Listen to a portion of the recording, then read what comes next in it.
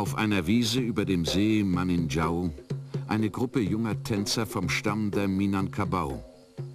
Sie tanzen den Rantak. Übersetzt heißt das so viel wie mit den Füßen auf die Erde stampfen.